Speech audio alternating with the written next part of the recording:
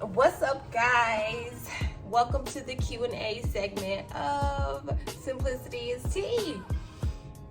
I took some on my Instagram. Basically, I was asking you guys questions as far as what are some things that you wish you knew now, as far as when it comes to moving away from your hometown versus what you knew back then. Like, what do you wish that you knew? So yeah, let's just go ahead and hop on into it, guys. But first, before we hop into the video, go ahead, if you aren't already, go ahead and subscribe to my channel. Make sure you hit that notification bell so you can keep up with me, Simplicity is Tea, and join the Simplicity family.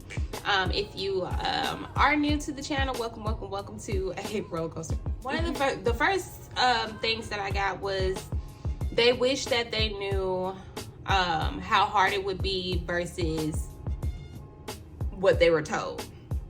So my intake on that. So for those who don't know, I came from Georgia. I moved from Augusta, Georgia to Atlanta, Georgia back in 2018. When I moved to Atlanta, I moved to Atlanta with $1,000 to my name and a dream with hopes of just being a professional dancer, and that was it. That was all. But life actually humbled me very, very quickly. So basically, so much happened and transpired in 2018. I'll actually probably post a backstory to it later on. I remember when I first decided to go into my whole YouTube channel, I did post a backstory as far as when it came to me and Christian's father. But I'll probably do a vlog on that later on when I get settled. But fast forward, long story short, Christian was with his father for the summertime and it just didn't work. How we are as co-parenting now versus how we were then is completely different. So at the time, our co-parenting skills was not up to par. So basically, long story short, his significant other had blocked me from getting in contact with my son. So that's when I took the initiative to go ahead and cut the summer break quickly and go get my child. So from there, I basically had to quit my corporate job that I had gained when I moved to Atlanta. I had to quit. And I ended up working at Hooters. From Hooters, I was working at Hooters in the gym, and I was going to school full time, and I was also dancing. I really wasn't booking like that. I was booking here and there, but I really wasn't booking like that. So I'm not going to sit up here and pretend as if I was a book dancer, because she wasn't. Long story short, I ended up gaining a job at Sprint. I left my job at both Hooters and the gym, and I was working at Sprint full time. Me working at Sprint was very, very hard. Like, I basically was living paycheck to paycheck barely. I would pay half on the rent just so I could have enough food to make sure me and Christian was good. And I didn't ask for help because, for one, I didn't have any sources that would help. And then on top of that, people tend to give you help, but then it doesn't come from a genuine place. So for me, it was kind of more so of I'm gonna do it on my own and I'm gonna get it on my own. Period. I was working at Sprint and I met my regional manager at the time. She asked me, did I like my job? And I told her straight up, I was like, it pays the bills, but it is what it is. I'm not gonna sit up here and lie to you and say that I like making $11.25 an hour. No, I do not. But I ended up joining the property management world. I'm actually gonna post a vlog about how I even got into this industry. So I ended up joining the property management world, and from being in property management, this is how it allowed me to travel. This is how I ended up in Dallas. I went from Austin to Dallas to Houston to now back to Dallas. To Georgia to now back to Dallas. And I would say basically just taking that initiative for me to move from Atlanta to from me to move from Augusta to Atlanta with a child. Christian was 4 at the time when we moved, and that kind of really humbled me. This is where that apartment came into play. So when my mom passed away when I was 20. When my mom passed away, it wasn't like I had those type of what is it that I'm looking for? Like the guidance where people would just, just be willing to help me, or, I just didn't have that I don't know the word that I'm looking for. I just didn't have it. My dad passed away in 2020, but prior to that, my dad, growing up, our relationship wasn't like the ideal father-daughter relationship as much as I would have loved to have it. I'm also make a vlog on daddy issues as well. Dang girl, she on it. But yeah, I didn't necessarily have the typical daddy's little girl relationship. It wasn't like that until I would say I turned maybe 25, 26. My dad, I don't know. We'll get into that when I do that vlog. So yeah, I got into the property management world, and from there, being in this industry has allowed me to travel. Now, I will say, it's not easy to travel within this industry. You really have to have that resume top tier, and I'm just gonna be honest, I'm gonna give myself a pat on the back. I am that girl when it comes to leasing. I can lease my behind off. However, there's still some things that I feel like personally that I still need to learn within the industry, especially if it's something that I plan on doing long term.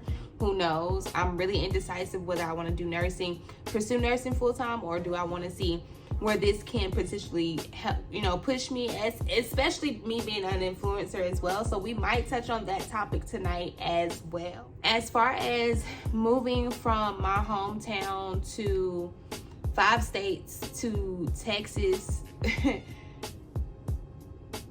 I'm honestly just gonna be honest with you. It's hard. Like the first time I moved to Dallas was in 2020.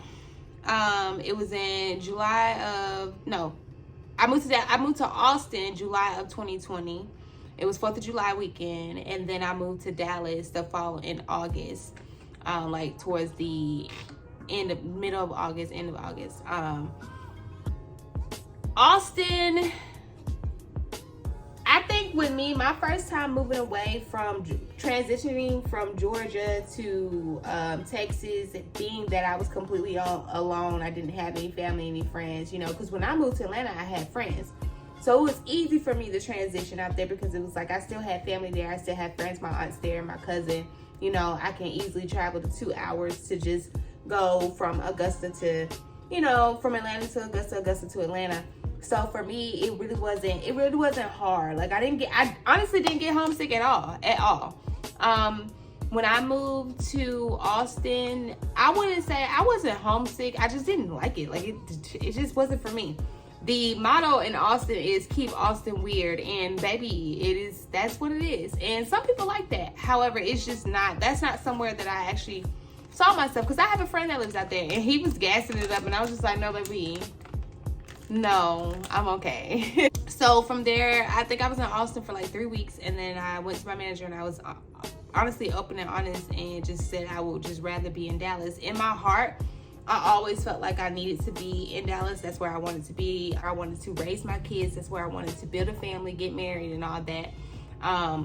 One of my biggest goals and aspirations, and some people might think I'm weird or crazy, but one of my top goals, I'm not gonna say my number one goals, but one of my top goals, my top 5 goals is to be a wife and a mother. Like I'm already a mother, but I want to have that family. I want to create traditions where, it's different to see a black household make it. Like it's easy to see a white household make it. No offense to if I do have any, Caucasian subscribers, but it's easier to see a Caucasian family make it versus seeing a black family make it. So for me, just having that father figure for Christian, and just to, expand more, have more children, although my children will probably be 11, 10, 12, 13 years apart, but that's okay, because that's the beauty of it all. I'll still be 33. I'm 29 right now, and Christian will be 9 in September. So that's just, I had Christian when I was 20. So for me, that was one of my goals, is to be a wife and a mother. I see myself settling in Dallas. So that was one of the things that I had, one of those transparent conversations that I had with G. Me and him, we've been talking about this experience as a whole. And he's actually going to put his intake on it when he gets down here on Saturday. As far as moving from Georgia to Texas, it was easy. However, my brother, he helped me move, but I will say the hardest part was when I had moved to Dallas. When I moved to Dallas, like I knew this was where I wanted to be. This is where I needed to be. But just to be transparent, that's when, you know, I think that was when that moment of reality hit me, that you're here by yourself. You have your child. You have to make it work. At the time, I was with this particular company, and they wasn't paying me as much as I would have liked to be paid. So for me, I'm always so used to paying $1,200 for a 2-bedroom, and for me to transition from Atlanta to Dallas, and this is where the pandemic and all this other stuff is transitioning. So to me, $1,400 was a lot for a 2-bedroom apartment. So I started to panic, and, you know, thinking about losing both my parents, you know, trying to tap in on that and wrap my mind around that. Like, it was more so of I started to overthink, and I became homesick. I became depressed, and it got to a point where I wanted to hurt myself and harm myself. So,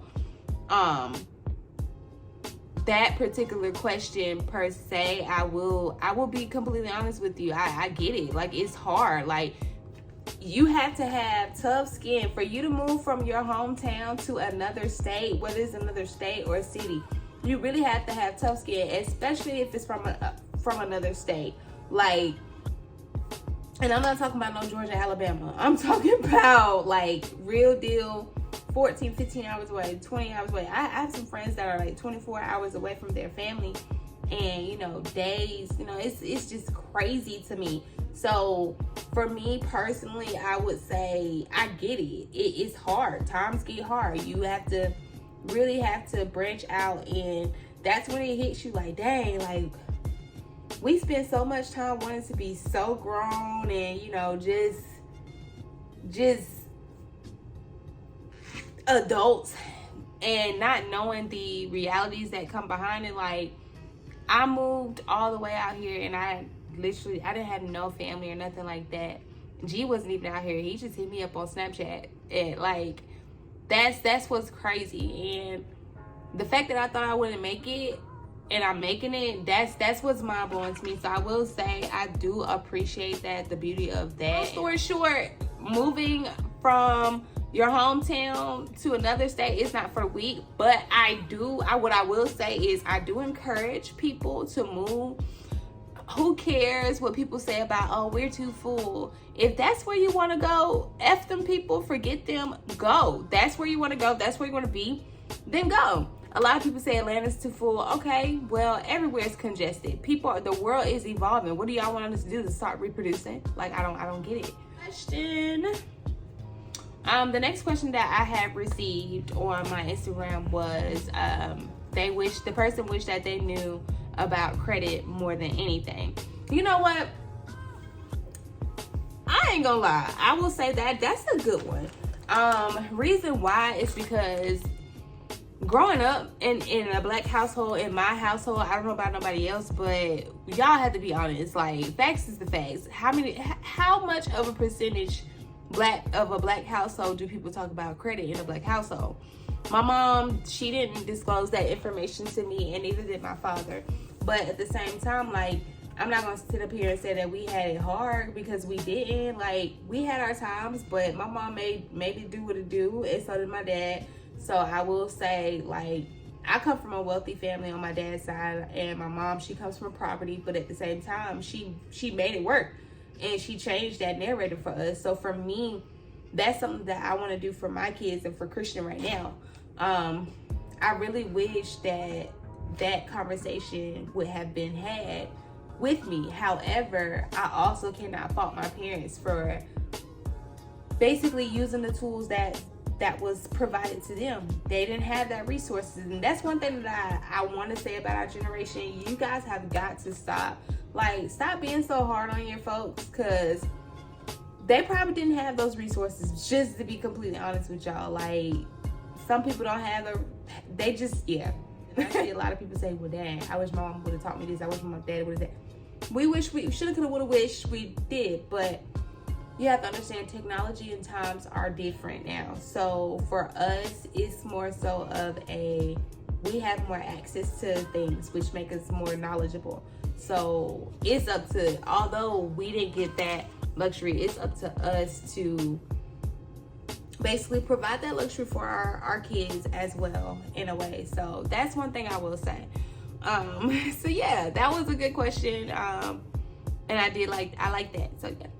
Next question. My next question was understanding and knowing the difference between real friends and putting yourself out there.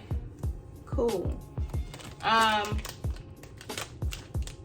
So when it came to friendships, me moving to another state, it did humble me.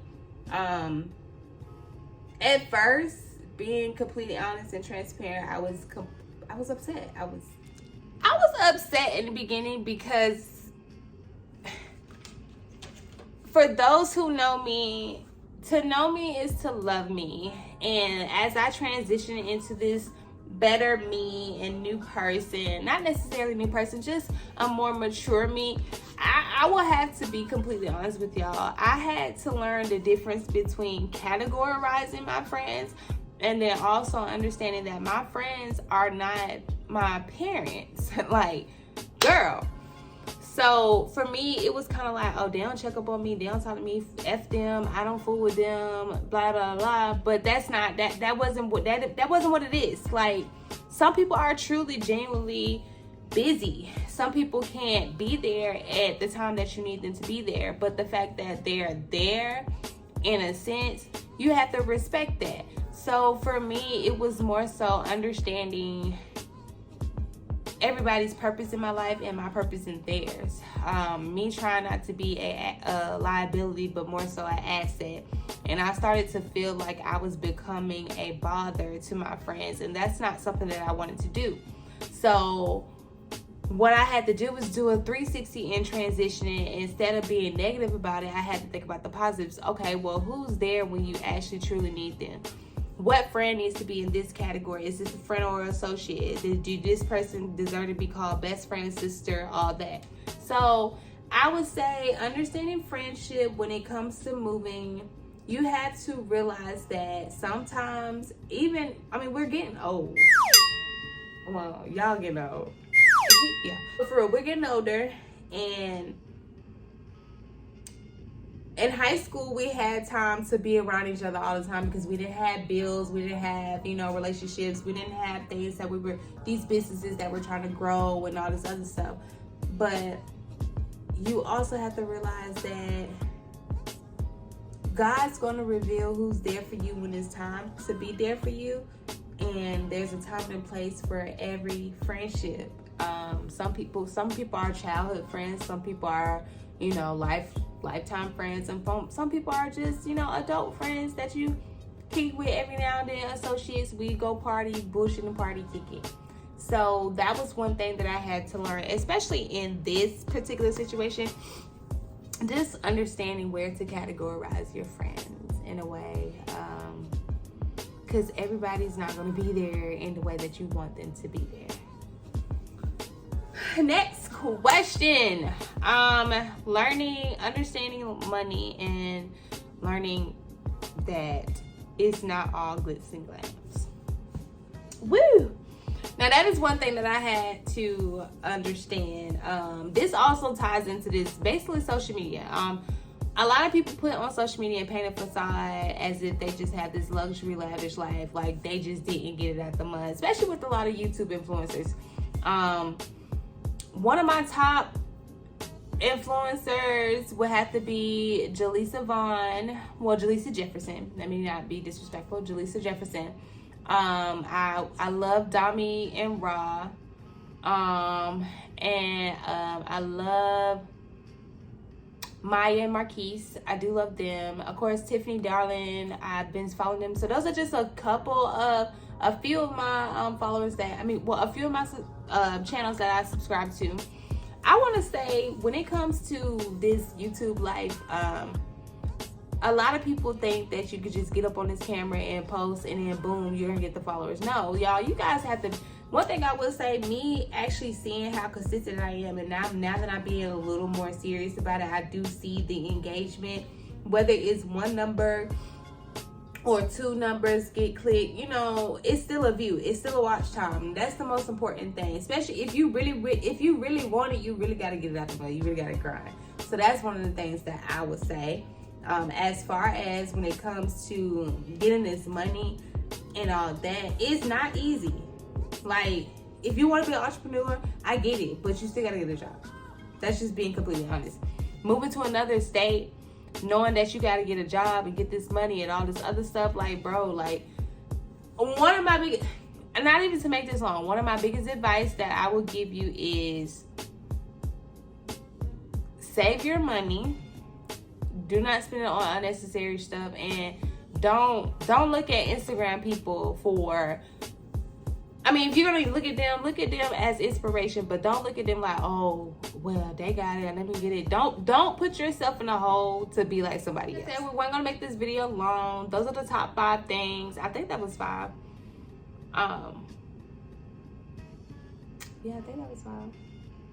Oh, well, if we did 5, here's number 5. Me personally, one thing that I wish I knew, moving from another state to another from my hometown, I would say, is understanding who you are as a person. God is going to shake you up if you are not meant to be there. So I always say, pray on everything. Like, just pray on it before you make that decision. One of the biggest things that I pride myself on is praying before I moved to Dallas. And each time, I've moved to Dallas twice. No, this makes 3 times. So I moved to Dallas 3 times, and I'm gonna be completely honest with you. I've had a sense of relief each time that I moved out here. Like, every time it's just been a weight lifted off my shoulder.